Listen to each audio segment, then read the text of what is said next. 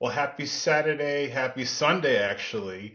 My name is Alex Kirton, and welcome to Teachers Transition Podcast. We're in season two, helping teachers transition in, up, and possibly out of education.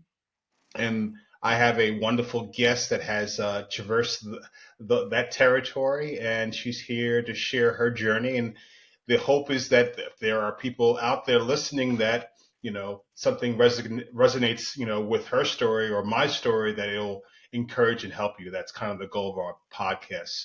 So, ladies and gentlemen, I'd like to introduce you to Meredith Cooley. Meredith, welcome to the show. Yeah, thank you so much, Alex. I'm really happy to be here. I actually reached out to you. I belong. Actually, you reached out to me, but I reached out to a Facebook group called I think it's Leaving Teaching, and I mentioned I had a podcast, and I had some people kind of express some frustrations and some concerns, and you messaged me, and I'm like, okay, this will be a great guest to talk about, you know, your journey and how you transition out. And the first question is, you spent 17 years in the classroom, so you are a resident expert. You're not a novice. You've put your time in while quietly building a freelance business on the side. What was the moment or season when you realized you needed something different, even if the next step wasn't even clearer? Yeah, that moment or that season actually came years before I made any moves. Okay. I think it was probably back in like 2017. I decided I need something different, I knew at the time I was not yet a mom, but I knew that once I had my own kids, it would be very hard for me to be the sort of teacher that I wanted to be and also be the sort of mom that I wanted to be. Okay. Um, you know, that was a big one. The kind of the energy, the emotional energy that goes into teaching was really hard for me, honestly, from the beginning. Yes. I was like one of those people that had to come home and veg on the couch in the evening because I really had nothing left. Yeah. So probably should have known from the beginning that I should have been examining that. But Mm. um, the real kind of turning point came at a little bit into COVID around the Okay. end of 2021. I had a 2-year old, and just the days and the frustrations were became too much for me, I think. Okay. It was kind of equal parts the energy part, feeling like I had nothing left for anyone else in my life. It was the underpaid part, feeling like I had put so much into not only all my years in teaching but into my education in order to do the things I wanted to do. At that point I had a master's degree, I had Mhm. a literacy specialist certification. I also had a kind of specialized an Orton Gillingham training, which is like a very specialized Sure. training to work with people with dyslexia, people who have Okay. dyslexia. So I had done a lot of work and put a lot of kind of blood, sweat, and tears into it. And I just kind of hit a point where I realized I was never really going to see the return on that. Mm. um, and yeah, I really kind of woke up one day and thought, I need to find an exit ramp. And I didn't quite know what that was yet, but I was really determined at that point to make a change. Okay. Well, there's so many things that resonate, with me hearing that, because, uh, 27 years in education, uh, I can, Wow. and so many other teachers, coming home and like, you know, especially having kids, and you work with kids all day, Hmm. and, not having really not much left in the tank. And, for them, they don't understand, hey, why is daddy so tired, or why does he need a break, so definitely hear that, teaching, it is a great profession, but it definitely takes all of you every day, Hmm.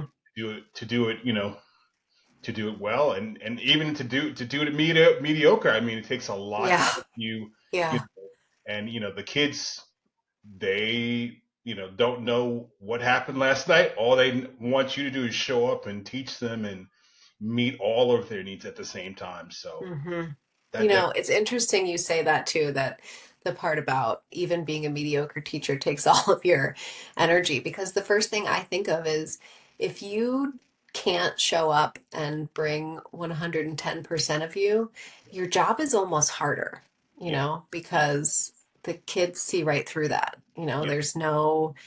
There's if you're not on your game, then the whole day is going to be worse. Yes. So it's really a double-edged sword. It definitely is, and if you're mediocre, then definitely the kids are going to get bored. You're going to have more behavior problems. hmm It's going to have a domino effect in your ability to teach and just to cope, let hmm alone to just to because I think a lot of people don't fully understand that it's not the content.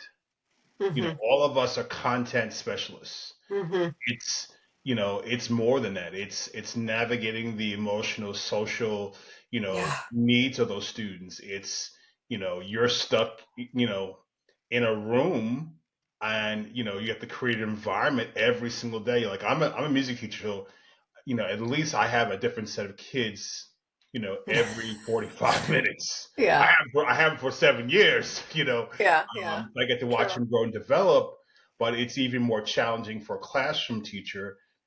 You're having, a 3 to 4 hour stint, Yeah. if you're in elementary or, if it's middle school or high school, and, you know, every day, every day, while, teaching is a wonderful profession, you know, it, it can wear on you. hmm hmm So thank you Absolutely definitely true. for sharing that, because I know, I mean, it just resonated with me. I'm sure that we can spend another 40 minutes Yes. talking about just that alone, because, that's not in the brochure.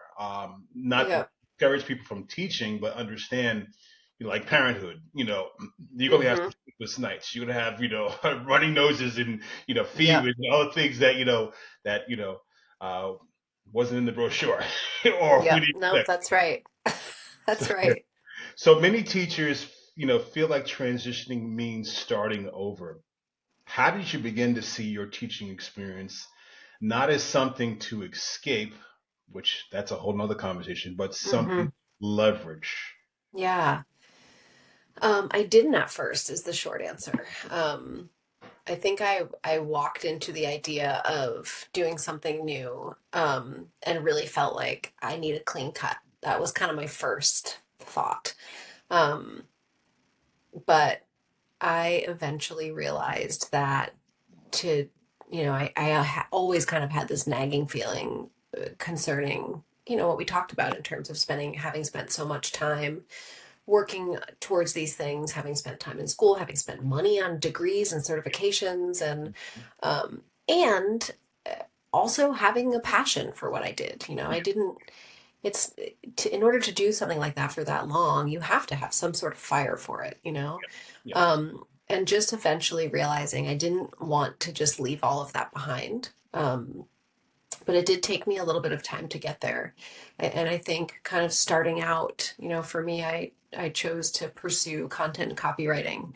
yeah, And I kind of figured out fast that coming in on what felt like an entry level, because it was new for me, I had done a lot of writing in my day, but I didn't know how to make money from it. sure. So if I felt like a beginner, and there was a part of me that knew that it didn't have to be that way, that like I could find a way to take all of the years of teaching that I'd done and all of the years of education that I pursued Hmm. and use it as like a platform, Okay. to launch from. And I think so. I kind of started down this road, and at the end of 2021, by summer of 2022, I had a few different clients, like sort of random clients, writing some blog posts here and there, writing some social media posts, and just learning about, all of it really. I had never done any sort of entrepreneurship or anything. And I came to a point where I had found some mentorship and just understood quickly that there was a world in which education companies do look to hire former teachers Okay. because they really value the knowledge and the experience and the expertise that a teacher can bring to a company that's trying to sell to teachers and educators and administrators. Sure. Um, and that was kind of the beginning of that. It really has served me very well. It allowed me to show up with a little more confidence Okay. and to feel like a subject matter expert rather than just saying like, okay, I'm a copywriter. Yes. Um, I could, I got my very first ed tech or education client, and I was honest. I said like, I've been doing this for a little while. I have, here's some of my work, but um, you know, I am newish. I'm still learning, but I do carry with me all of these years of knowledge and experience in the classroom. And that matters. And I will be very honest. I have had many companies tell me that that is what they value first. Okay. That, yes, like they want somebody that's a good writer, but that they really value having people that truly understand that environment because it's very nuanced. Okay.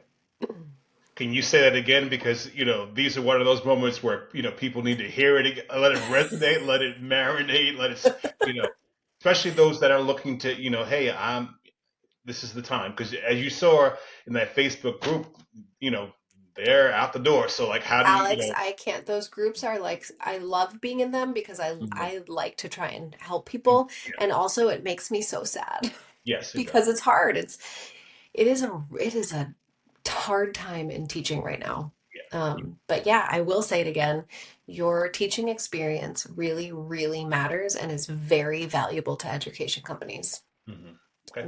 More so than any other skill. And everything, like you can learn how to do things. You can upskill in so many ways in order to find yourself in a different job. But that vault of classroom experience, being a teacher, working with different tools, having a relationship with administrators, having relationships with parents, building, those Yeah. skills are all so valuable. Yes. Yes. It's helping now a teacher now, transfer that into the corporate world or ed tech world to say, okay, hey, I've done this, and also being confident because you're not going, oh, well, I don't know. Mm-hmm. I Yeah. know. I know. So you were working, correct me if I'm wrong, you were still teaching while doing this business. Yep. And what was the pros and cons? Because I read posts, I have people that, this is the time of year where, contacts are, either accepted or people are thinking about, hey, I'm gonna renege my contract and then I'm just gonna jump over the side of Mm-hmm. the cliff and just go for it. So, can you talk about any wisdom you found in scaling while having that stability of the teaching, or maybe it Yeah. wasn't great for you?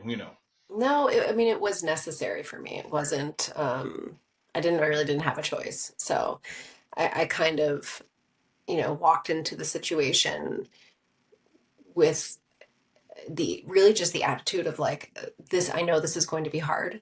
Yes. Um, and I know if I don't try, it's going to be harder. Yes. Hmm. So, um, yeah, I kind of committed myself to doing what I could when I could. When I first started kind of researching and learning about things, I was getting up in the morning, very early before my daughter, who's also a very early riser. So Okay. it was hard. I won't lie about that. I never lie about that. Yeah. um, but it was early mornings. It was planning periods at school. It was, I have joked with a lot of people that I took some of my very first sales calls in my car, because that's what I could do. And for me, it was, I think in a lot of ways helped me to prove to myself that I could do it. Okay. Um, there is also and I'm thinking back because I have some other friends, now they're friends, Okay.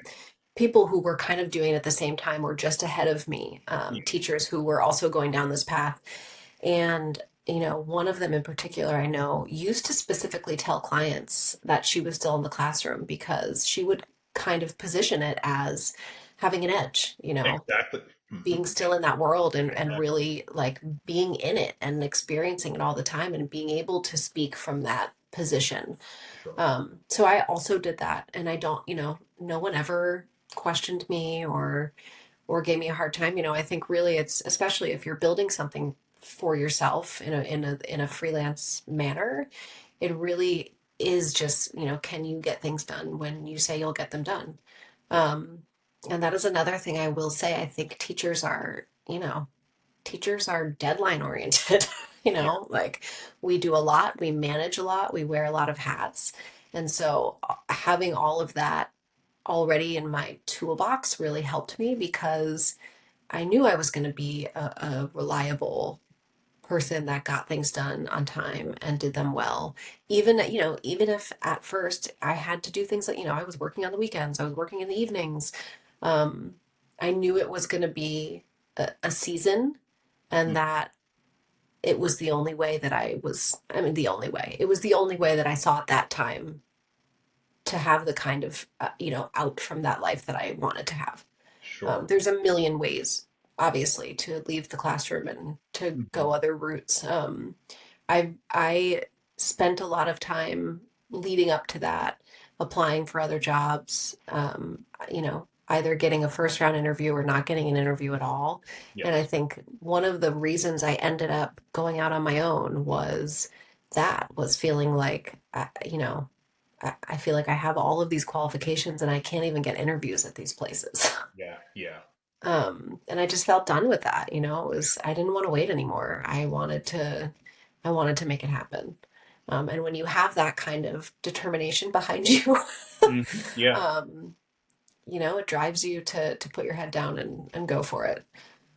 So this is not one of the questions that I sent you ahead of time, but it's it sparks this question for you.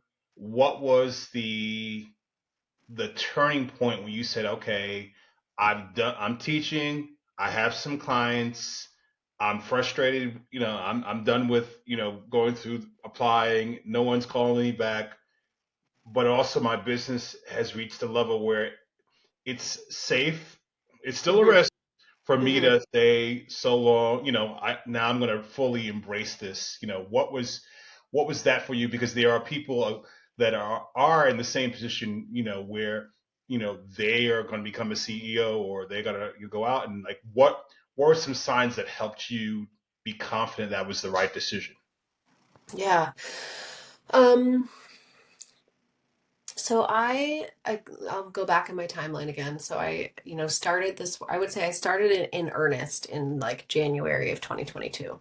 And by May or June, I knew that I could confidently replace half of my salary. Wow. Okay. So, um, at that point, I actually told my head of school I wanted to go back part-time the next year. Okay.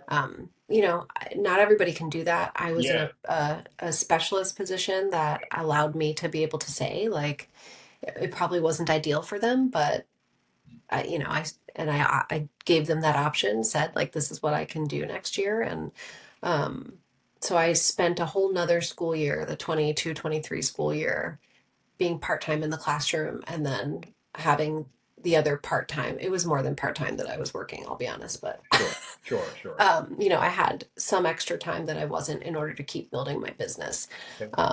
I pretty quickly focused on, I got one, I think I got my first education client at the end of the summer. Um, yeah, at the end of the summer of 2022. And that was a big help in terms of like, it was really a step by step, like, Okay. you know, do some client work, do something that feels really good to put in my portfolio, keep putting myself out there. Yes. Um, I was really, like, I built my whole business on basically cold pitching, or like connecting with people on LinkedIn, starting a conversation, talking about what I do, Mhm. and just kind of saying like, I'd love to help if I can. Sure. Um, and by November of that year, I knew that I didn't want to come back the following year. Okay. So by November of that year, I knew that or I guess I probably, I don't think that I was currently making enough, but I knew it was like at that point, it was a measured risk for me. Okay. At Okay. that point, I felt like I think that I can continue to build my income enough that it will replace my salary by the end of this year. So for sure it was measured risk, but um, I think what probably offered me the confidence was somewhere in that time I was able to secure a retainer client. Okay. And I learned early on that that would probably be the way to enough security to feel Okay. like I could take the leap. Many people never do that, but for me, it felt like if I can have one or two clients that I'm working closely with, that I have like bigger contracts with, Mhm. and that it's very steady, then that will be, make me feel confident enough that I can do that. Okay. Can you talk a little bit more in detail as far as, what you're doing now? I know you kind of mentioned the big Mhm. names, kind of break it down to like, uh, you know, even more detail if someone is interested. And, I know that you have the literacy and the writing, Mhm. what other skills that are necessary if there's anyone that's looking to say, okay, can I do that? Like what. Yeah. So I do a combination of when I entered into this work, I really kind of was laser focused on content writing. I felt like, sort of the thought leadership route where a lot of the writing you're doing, they're longer projects, they're ebooks, um, Okay. some longer blog posts, Okay. things like that. But they generally also are involving research. Okay. That all felt really comfortable for me because I went to grad school. I wrote a lot of, I did a lot of that. Okay. So I kind of felt like that feels good for me. I'm going to start there. Okay. Um, and so I did. That is what I did for a lot of kind of probably the first year. I did a lot of that.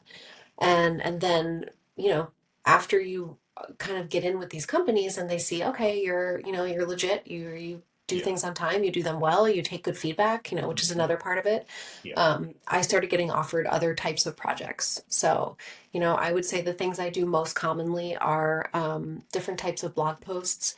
I've done a bunch of ebooks, which are just kind of longer pieces that are generally, more putting more conceptual things out and they're less like product based. Okay. Um, I've done lots of different like email campaigns and social media posts. Okay. Um, I do a lot of, and actually, this one I think is such a great place for teachers to go also.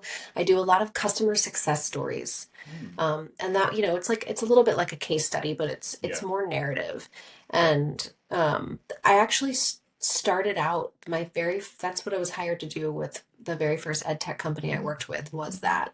And the reason I think it's so great for teachers is that you get to get on a call with teachers or administrators or superintendents, and you get to hear about the incredible things that are happening with their students because of whatever company you're writing for, Hmm. right? So for me, it's mostly been literacy companies. So it's just like these incredible stories of the impact that these literacy products are having on the trajectories of students' lives. Sure. Sure. Um, and it's so you get to do those interviews, you talk to people, and then you get to figure out how to tell the best story, including the teacher voices and sometimes the student voice Okay. and so those projects are great. I do a lot of those actually. Okay. Um, so yeah, I mean, in terms of skill, there's definitely a lot of sort of specific copywriting skill that you can learn and that I had to learn. I did some like kind of piecemeal courses here and there. There's Okay. a lot of stuff out there. There's for people that are just kind of want to dip their toes in. I'm sure there's a lot of even free resources out there. Mhm. Um, but it was kind of learning those foundational skills and what is involved in copywriting and in different types of projects, that kind of got me off the ground there. That's great. I mean, it kind of gives you some insight. And would you say, you know, is that another advantage because, you know, because you're a teacher, they see that as a, you know, a better vantage point for writing this stuff opposed to, you know, someone that's not in education that has those same skills? Like, kind of, what do you think, you know? I do think so. I have one of my like lines that I always use to talk about why teachers are so good for this work is that teachers trust teachers. Mm, You know, yeah. to get on the phone with someone and say, I did this for so long. And, the first thing I always say to people on these calls is, thank you so much for offering me your time because I know how busy you are. Yes. Yes. So it's like those little things, those little bits of like human connection and human interaction that you can offer a teacher because you've been in their shoes. Yes. Um, yeah, I mean, I feel like I often end up like crying during these conversations Mm, because I'm so, yeah. just incredible to hear the stories about the changes that happen for students when they are able to learn certain things. Sure. So, Sure. Sure. I do think it makes a difference. I think the perspective that you choose when you tell the story also is different when you have been in that position. In the trenches, as they say. Yes. Yeah, it's a different lens. Yeah. So, from your experience, what is the biggest mindset or shift in mindset that teachers need to make when moving into this type of work? Um, Hmm. what do you think is the biggest mindset? I know that you touched on some of that earlier, but Yeah. you in those posts, I it's know. sometimes it's real a lot of gloom and doom. Like It okay, is. It is. So, and it's interesting. Like, so I have an email community, an email list, and a lot of my emails are surrounding this. okay, And so I feel like in general, it's a lot, and it's like phases. And I think at the beginning, it really can be um, getting over that feeling of like you're not selling out, or you're not hmm, giving up, or you're not, abandoning your yeah, students, yeah, because I think a lot of people feel that way, when you have been teaching for so long, it's not just a job, it's part of your identity. it is. And it can feel really hard to feel like, can I walk away? Like, Hmm. can I, after I invested all this time in it? So it's kind of the abandoning part. It's the like the sunk cost fallacy for those of us that have been in Mm, it for so long, to be sure. like, I'm going to take, I've spent this many years, for me it was 17 years, like, am I really going to just walk away? Like, am I Yeah, going to, you know um so I think kind of getting over those things, like like the permission, it's like the permission slip. yeah, exactly. Yeah. um and for me, I just eventually realized that, like, no one was going to give me permission. Mm, And like, not only was no one going to give me permission, but I was the only one that was living my life and true. was Yeah, doing the day in, day out. And yeah, so, I think many teachers, and probably I was guilty of this as a teacher even, I think we all kind of look at each other and we're like, you can't leave. You're so good at what you do. yes, yes, It's, and so it just becomes really hard for people to feel like they have permission to do something different. yeah, So that's a huge mindset shift, just to, be able to say to yourself, like, it's okay for me to grow and change. Like, it it's is. okay for me to want something different. Like, I can be grateful for what I've been doing and for what I've had all these years. And I can also be ready for something new. Yes, yes, Um, I think it's one of like the only professions that it's like people don't accept it. People don't accept that you might want to do something else with your life. yeah, yeah, and it kind of reminds me of, almost the same mindset when you grow up in a certain town, you feel like you, or a certain state you can't leave until you Hmm. retire. It's the kind of same thing. And um, I tell people all the time that, you're impacting maybe 20 kids or 100 kids. If you do something else, you might have a greater impact. And, also, you spend a lot of time. It also provides room for the next generation to Hmm. spark, and hopefully you can encourage them. That this is not something you just hold. You have to hold on for the rest of your life. Yeah, And yeah. I mhm, absolutely, I absolutely agree with that.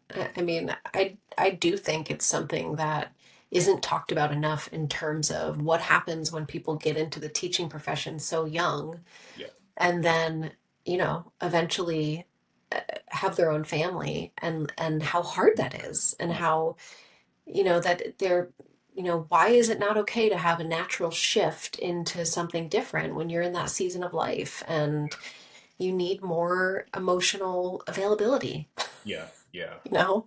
yeah. Well, it's funny because I've transitioned out. I transitioned out 2022, and I transitioned back in while I'm doing my new career, because this other career I'm doing is ed tech, and now Okay. it allows me to kind of still be relevant to this other business that I'm doing in consulting. And coming back in, and having a different lens is interesting, because I'm not the same person, and I Hmm. don't, I think the challenge I've said before is, being a teacher, there's not too many exit signs. It's Mm-mm. either you move up and become administrator, you retire, or the far extreme is you're greedy at Walmart, because Yeah.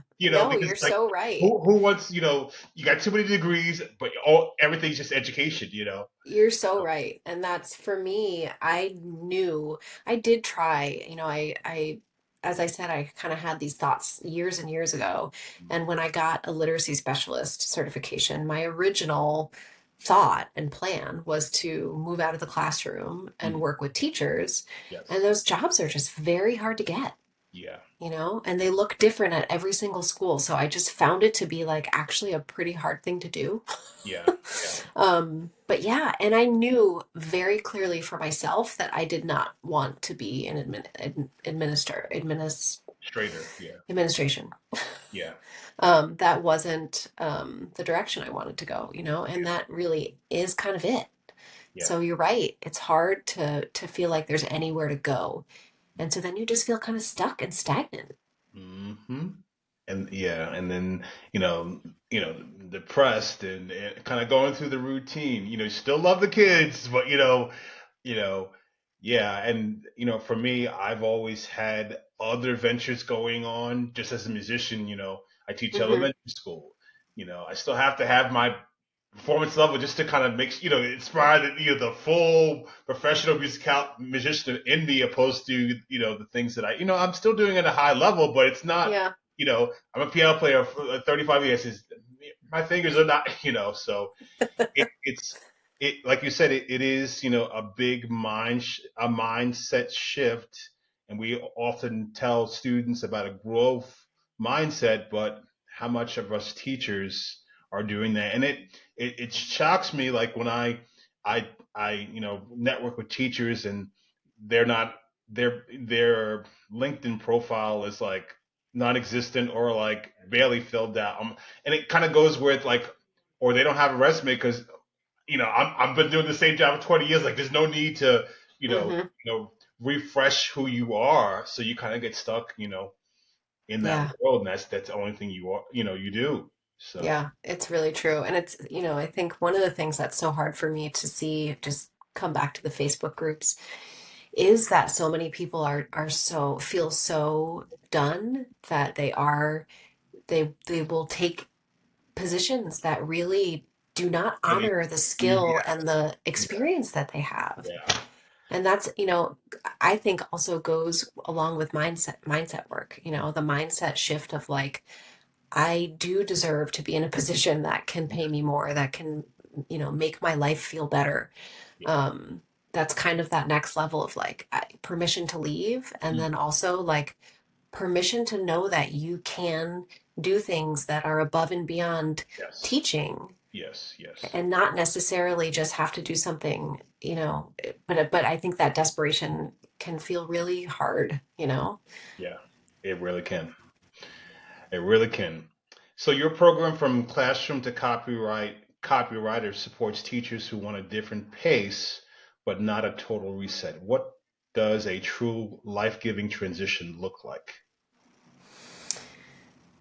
Well, I think it looks different for everyone, Okay. but for me, it really was that path of starting slowly, being able to learn, being able to build a portfolio, and being able to strategically position myself within the education field because of all of my experience. I think a lot of people feel really intimidated by trying to do something like that, and really intimidated by the idea of having your own business. And I will be very honest, I had zero business experience, and it is the thing that kept me from trying anything like that for a really long time because I was scared. I didn't grow up in a family of entrepreneurs. Everyone in my family took a very traditional career route. Sure. Um, and and I it was scary, but the more I learned and the more I just kept taking small steps, the more I felt like, okay, I can do this and I can figure it out as I go. Um, eh, so I think, a big part of what I teach in the course is sort of that it's the three-part mindset. We kind of start with mindset stuff, like what do we need to anchor into before we Yeah. start in order to be able to keep coming back to this because it is hard. Yeah. And then what are the skills? What are the foundational skills you need to be able to learn and practice? Hmm. And then how can you take that practice and turn it into a portfolio that you walk away with ready to pitch to clients that want to hire you? That's good. Um, so it's a very specific, and the reason I did it is because I had such an experience, such like a piecemeal experience, Mm. like learned some things here, learned some things over here, had to go and find someone to teach me that. And I really thought, like, man, it'd be so cool to have all of this stuff in one place Yes. and to make it really specific to teachers, really specific to like, you can take all your experience, learn these skills, and then aim all of your knowledge and background and experience at the companies who want that, who want your perspective. Yes. Um, so yeah, I think it's just getting the skills you need, building the confidence you need, and being able to position yourself in a way that makes sense. Okay. And can you share where our listeners can access this information if they're interested? Yeah, absolutely. So the best place probably is going to be my email list. Okay. And actually, I am gearing up to do a free, like, masterclass Okay. webinar type thing Exciting. I think it's in the next 2 weeks. Okay. So this is a great time to join my email list because you'll get all of the information there. Okay. Let me find that for you. So, is that not? Sorry. Um, I'm going to give you the link, but I don't know if you I actually can found definitely the put it in the notes, but if there's a show notes. website Yeah, or I'll just say anything, it for you. sure. Okay, hold on. All right. So the link is pageandpurpose Okay. dot kit dot com Okay. slash turn the page. Okay. And that is just to sign up for my email list. And, I send weekly emails, but right now it's kind of more information based, kind of talking people through how they can get started with this on this path. Sure. And there'll be a sign up that goes out probably this week or next week for Okay. the free training. Okay. Exciting. Exciting. Yeah. And thank you for doing that because for those of you that are listening, uh, I started around the same time, and there was not too many resources, and it's got better. I'm Hmm. seeing, more people and, have done some work to help. We've kind of laid the groundwork. We've kind of, suffered and, okay, try Yeah. this, try this, try this to figure this out there. Oh, this works. Let's put all this together. That's definitely a big gap in the market in terms of, having, yes, you can't have a complete blueprint, but you can at least have people that have tried things that have been successful that you can say, okay, this is going to, might work for me. Let me try this, opposed to just kind of winging in it and just, because it's, Yeah, and I will say the things that have been most impactful for me in terms mm, of, you know, the way and rate at which I was able to build something really was finding people that were where I wanted to be, you yes, know, and working with them.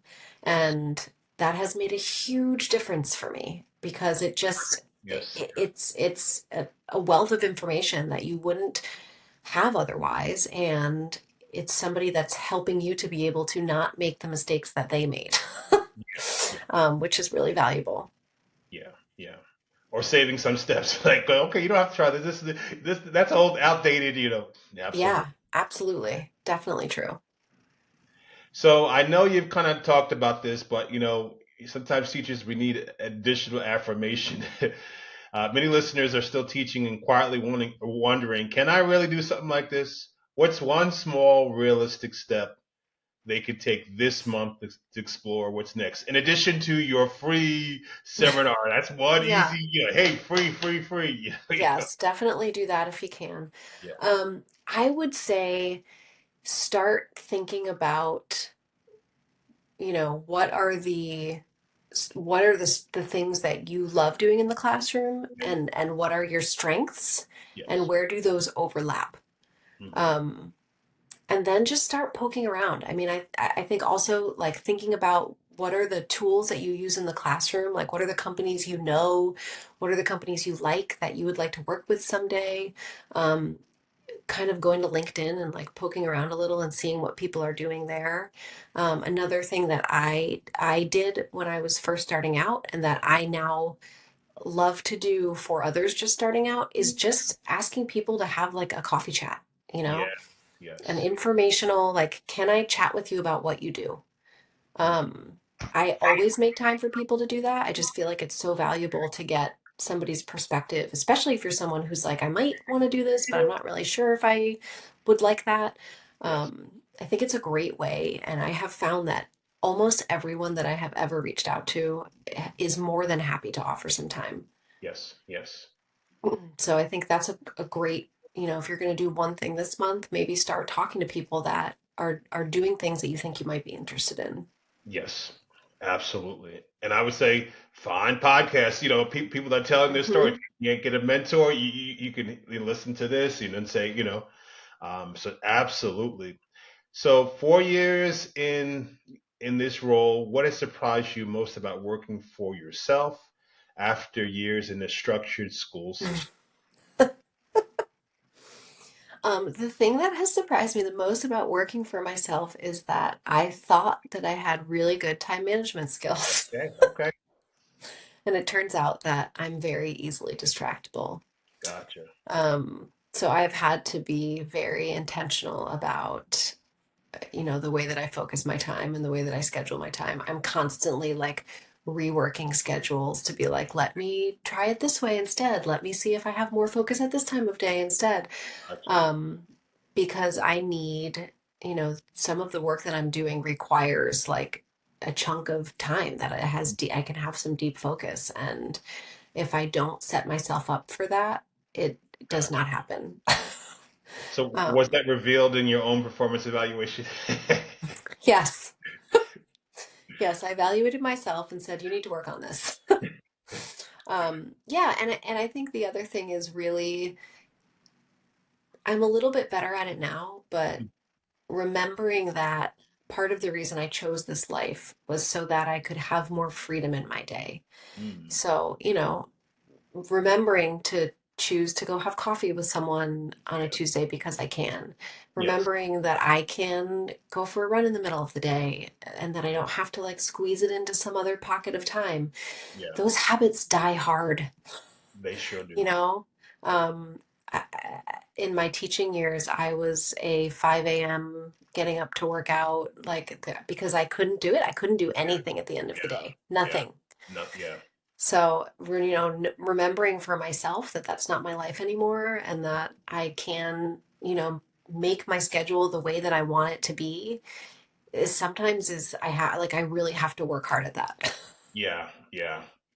Well, it's funny because when I was just doing the tech consulting, and my wife is the CEO of the company, uh, you know, uh, she's like, "Oh, why don't you take a beginning swimming class?"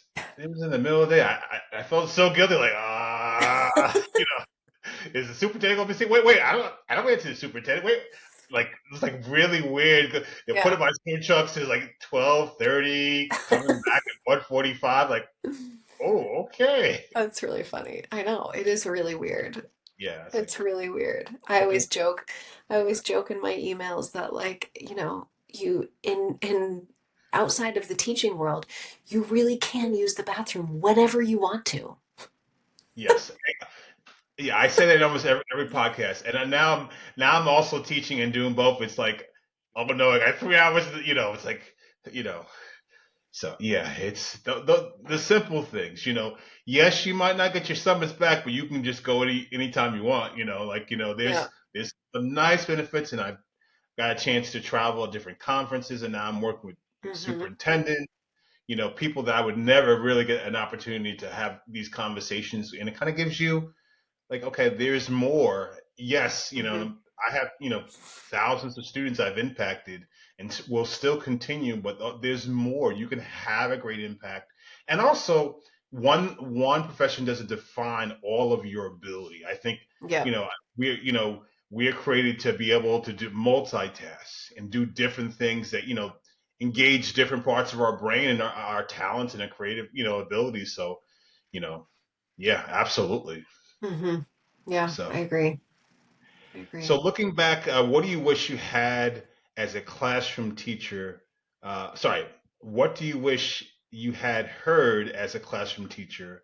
Um, who felt the nudge to change, but wasn't really ready to name it. I'll read that again because I think I need my call. Looking back, what do you wish you had heard as a classroom teacher who felt the nudge to change, but wasn't really ready to name it? Yeah. Um, I think I wish I would have heard that if you have the nudge, it Hmm. means there's something there for you. Gotcha. That like those are not an accident. So I think I would have really loved to hear to just honor that, like to just understand that even if you weren't quite ready yet, that because you have that feeling, it probably means that there's something there for you beyond the classroom. Yes. Yes. Um, that's like a little woo woo, I guess, but I do believe that like if you have that spark, if you have that idea, if you have that feeling, it's meant for you. Sure. And even if you're not ready to say it out loud, even if you're not ready to name it, even if you have no idea what the first step is, Yeah. don't Yeah. dismiss it, I guess is what I'm saying. Don't shove Okay. it under the rug. Don't Yeah. say, oh, I could never do that. Be curious. Yes. Yes. Well, it's been an absolute joy and privilege and pleasure to talk with you. Can you speak to, those teachers, those people that feel invisible, exhausted, unsure their skills, will translate beyond the classroom? I know you have been, but one final push, for those people that are listening, that hear the nudge, but are still like, I don't know, or, they're like in that Facebook group, they're, rough season, you know. Yeah. So one final bit of advice you said, sorry. Yeah, one more push, one more Yeah. promo to say, what you can do, Yeah. I think just that there really is life beyond it. there's a freedom that you won't understand, and a feeling of expansion that you won't understand until Yeah. you're able to step outside of that. Yeah. And I think for me, like so many things in my life changed when I just had the space and the time to breathe and like hear my own voice. Mm. That was a big one for me, was just feeling so overwhelmed all the time by noise, and then feeling like I had to like cut it all off at the end of the day. And I was like the Yes. person, I would like not pick up phone calls. I'd be like, please don't Hmm. call me after 4 Yeah. p.m. Because it was just so much. So I think, just to know that it is possible. It is hard and it is possible, and that if you really Mhm.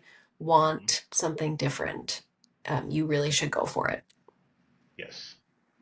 Well, thank you. It is possible, and all those listening, Meredith, myself, and there are so many people are out there that's been in the trenches, that it is possible, and we're here for you. And if there's someone that is, looking to reach out to you, via social media or some Mhm. kind of platform, wi- any recommendations on what's the best way to reach out to you? Yeah, LinkedIn is the best place to find me. Okay. That's really the only social media I spend a lot of time on. Okay. So it's just Meredith Rice Cooley on LinkedIn, and I would love to talk to any of you. I have been fielding more and more DMs in terms of just people saying, it's so like the content resonates. They Yeah. are really feeling ready. And I just had a chat with a woman the other day about, what she wants to do and how she wants to leave. And my messages are open, and I'm happy to talk with anyone who has any questions. Awesome. Well, thank you so much for your time, and hope to talk to you in the future about other endeavors that you're doing. Yeah, I would love that, Alex. Thanks so much for having me. It's been so nice to chat with you. Thanks. All right.